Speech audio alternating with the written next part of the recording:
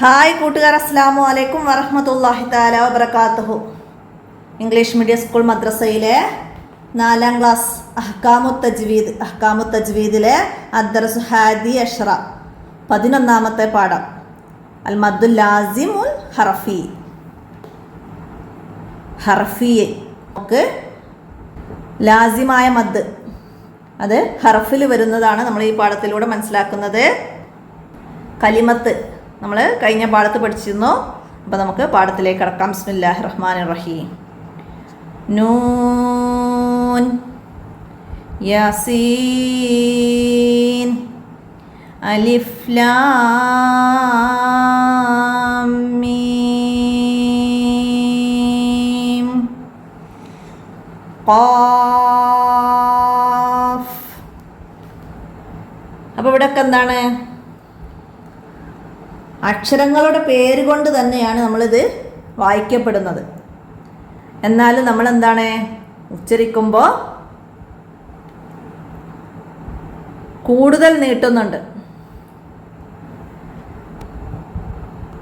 ഇവിടെ എഴുത്തിലൊരക്ഷരമാണ് നൂൻ എന്നത്. പക്ഷെ നമ്മൾ വായനയിൽ നൂൻ എന്ന് പറയുമ്പോൾ 3 അക്ഷരമുണ്ട്. അപ്പോൾ അത് മനസ്സിലാക്കാം. അപ്പോൾ നമുക്ക് ഇവിടെ താഴെ വായിച്ച് മനസ്സിലാക്കാം. ഈ ആയത്തുകൾ ഓതി നോക്കൂ. കൂടുതൽ നീട്ടിയാണല്ലോ ഓതിയത്. ഇവിടെയും മദ്ദക്ഷരത്തിൻ്റെ ഉടനെ സുക്കൂന് വന്നിട്ടുണ്ട്. നമ്മൾ മദ്ദക്ഷരത്തിൻ്റെ തൊട്ടുപിറകെ സ്ഥിരമായ സുക്കൂന് വന്നാലാണ് മദ്ദുൽ ലാസിം എന്ന് പഠിച്ചിട്ടുണ്ടായിരുന്നു. മദ്ദക്ഷരത്തിന് തൊട്ടുപിറകെ സ്ഥിരമായ സുക്കൂന്. അപ്പോൾ ഇവിടെ നൂൻ എന്ന് പറയുമ്പോൾ വാവ് വന്നു. അതിൻ്റെ ശേഷം ന് എന്ന് പറയുമ്പോൾ സ്ഥിരമായ ഒരു സുക്കൂനുള്ളൊരു അക്ഷരം നൂൻ. അതുപോലെ യാസീൻ എന്നതിൽ സി എന്ന കസറയെ നീട്ടാനുള്ള യാന് ശേഷം സുക്കൂന് വരുന്നു. അലിഫ് ലാം ലാം, മനസ്സിലായില്ലേ? സുക്കൂനുള്ള ഒരു അക്ഷരം വരുന്നു. നമ്മൾ ഉച്ചാരണത്തിൽ ക്ലിയറാക്കി വരണം. അലിഫ് ലാം മീം ഒക്കെ അവസാനത്തിൽ സുക്കൂന് വരുന്നുണ്ട്. ഖാഫ് മദ്ദക്ഷരത്തിന് ശേഷം സ്ഥിരമായ സുക്കൂന് വരുന്നു. അപ്പോൾ അത് മനസ്സിലാക്കാം. ഇവിടെ മദ്ദക്ഷരത്തിൻ്റെ ഉടനെ സുക്കൂന് വന്നത് കണ്ടില്ലേ? ഇപ്രകാരം ചേർത്തി ഓതുമ്പോഴും വഖഫ് ചെയ്യുമ്പോഴും ഉണ്ടാകുന്ന സുക്കൂനാണ് സ്ഥിരമായ സുക്കൂന്. ചേർത്തി ഓതുമ്പോഴും വഖഫ് ചെയ്യുമ്പോഴും ഉണ്ടാകുന്ന സുക്കൂനാണ് സ്ഥിരമായ സുക്കൂന്. എന്താണ് സ്ഥിരമായ സുക്കൂന്? മനസ്സിലാക്കി വെക്കുക. വിട്ടഭാഗം പൂരിപ്പിക്കാനൊക്കെ വരും. ചേർത്തി ഓതുമ്പോഴും വഖഫ് ചെയ്യുമ്പോഴും ഉണ്ടാകുന്ന ഡേഷാണ് സ്ഥിരമായ സുക്കൂനാണ്. ഇതൊക്കെ മനസ്സിലാക്കി പഠിക്കാം. മദ്ദക്ഷരത്തിന് തൊട്ടുപിറകെ സ്ഥിരമായ സുക്കൂന് വന്നാൽ മദ് ലാസിമാണെന്ന് നാം പഠിച്ചിട്ടുണ്ട്. താഴെ കാണിച്ച പോലെ ഹർഫുകളിൽ വരുന്ന മദ്ദുകൾക്ക് മദ്ദുൽ ലാസിം ഹർഫി എന്ന് പറയുന്നു. അതുപോലെ അക്ഷരങ്ങളിൽ വരുന്ന മദ്ദുകൾ ഖാഫ്, സ്വാദ്, ഹാമീം, തോസീൻ, അലിഫ് ലാം റാ, തോസീൻ മീം, അലിഫ് ലാം മീം റാ, ഖാഫ് ഹാ യാ ഐൻ സ്വാദ്, ഹാമീം, ഐൻ സീൻ ഖാഫ്. അപ്പോൾ അതൊക്കെ നന്നായി മനസ്സിലാക്കുക. ലാസിം ഹർഫിയാണ് ഇതൊക്കെ ലാസിം ഹർഫുകളിലാണ് മദ്ദുകൾ. അപ്പോൾ അത് മനസ്സിലാക്കുക. ഇതിൽ തോസീ മീം, ഇതിൽ എത്ര ലാസിമായ മദ് വന്നിട്ടുണ്ട് എന്നൊക്കെ ചോദ്യം വരും. എത്ര? 2 എണ്ണം. അലിഫ് ലാം മീം. അപ്പോൾ അതൊക്കെ മുകളിൽ നമുക്ക് മദ്ദിൻ്റെ ചിഹ്നം വരുന്നുണ്ട്, ഫതഹ് പോലെ. അതൊക്കെ മനസ്സിലാക്കാം. ഖാഫ് ഹയ ഐൻ സ്വാദ്.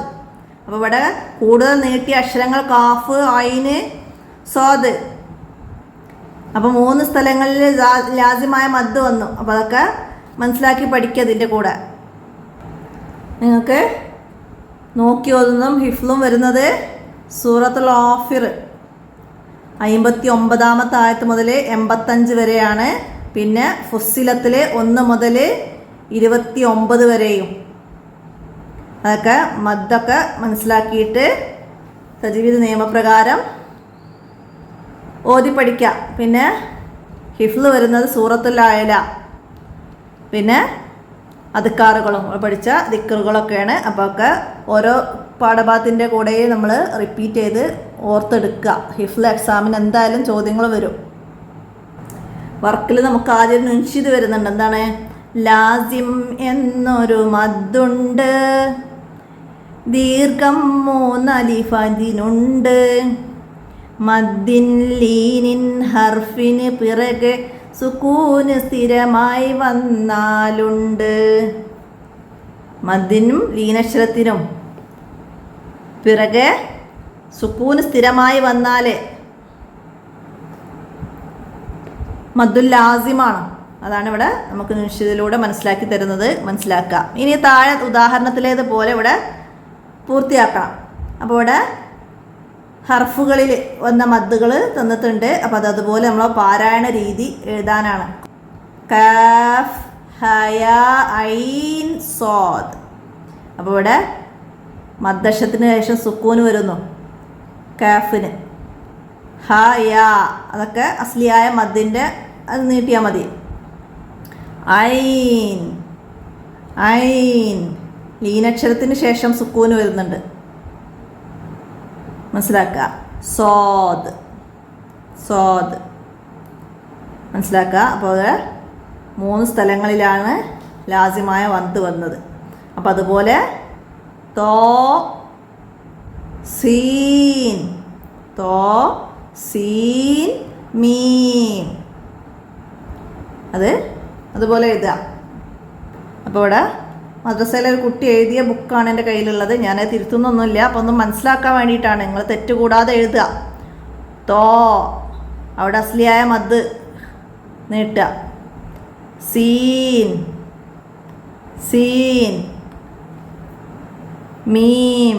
അപ്പോൾ ഇവിടെയൊക്കെ മദ്ദശത്തിന് ശേഷം സുക്കൂന് വരുന്നു. പിന്നെ അലിഫ് ലാം റാ ഇവിടെ റാഇൻ്റെ മേലെ മദ്ദില്ല, ലാമിന് മാത്രമേ ഉള്ളൂ. അപ്പോൾ ഇവിടെ അതിൻ്റെ മേലെ ഇല്ല എന്നുള്ളത് കാണിച്ച് ഇട്ടതാണ്. അപ്പോൾ അത് മനസ്സിലാക്കണം കുട്ടികളെ. ഇതാണ് അലിഫ് ലാം റാ. അവിടെ അലിഫ് മാത്രമേ ഇടാൻ പറ്റുള്ളൂ, സുക്കൂൻ ഇടൂല അവസാനത്തിൽ. റാ എന്ന് പറഞ്ഞ് സുക്കൂൻ ഇടൂല. മനസ്സിലാക്കുക. അലിഫ് ലാം റാ. അടുത്തതാ അലിഫ് ലാം മീം. ലാമിനും ശേഷം സുക്കൂന് വേണം, മീം എന്ന് പറയുമ്പോഴും സുക്കൂന് വേണം. അലിഫ് ലാം മീം റാ. മനസ്സിലാക്കുക. അടുത്തത് ഐൻ സീൻ കാഫ്. മൂന്നിനും മദ്ദശത്തിന് ശേഷം സുക്കൂന് വരണം. മനസ്സിലാക്കുക. ഐൻ സീൻ കാഫ്. അടുത്തത് സ്വാദ്.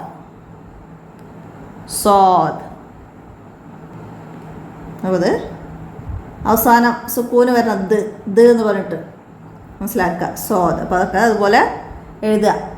അപ്പോൾ അതൊക്കെ തെറ്റുകൂടാതെ എഴുതി പഠിക്കുക. അതൊക്കെ എക്സാമിന് ഇതുപോലെ എഴുതാൻ വരാം. എഴുത്ത് രീതി എങ്ങനെയാണ്, നമ്മൾ ഉച്ചാരണ രീതിയിലുള്ള എഴുത്ത് രീതിയൊക്കെ എഴുതാൻ വരും. മനസ്സിലാക്കുക. അടുത്ത നുജിബ് ചോദ്യങ്ങൾക്ക് ഉത്തരം എഴുതാനാണ്. മദ്ദുൽ ലാസിം ഹർഫി എന്നാൽ എന്താണ് മദ്ദുൽ ലാസിം ഹർഫി എന്ന് പറഞ്ഞാൽ?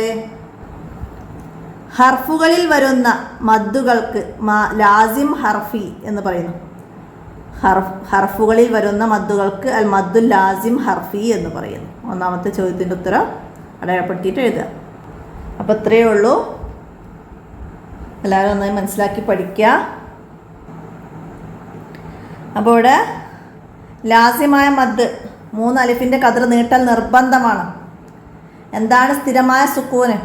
അപ്പോൾ അതൊന്നും ഇതിൽ പറയുന്നില്ല, ചോദ്യോത്തരമൊന്നും വന്നിട്ടില്ല. അപ്പോൾ അതൊക്കെ മനസ്സിലാക്കി പഠിക്കുക, ഉപകാരപ്പെടുത്തുക. വീഡിയോ കൂട്ടുകാർക്കൊക്കെ ഷെയർ ചെയ്ത് കൊടുക്കുക.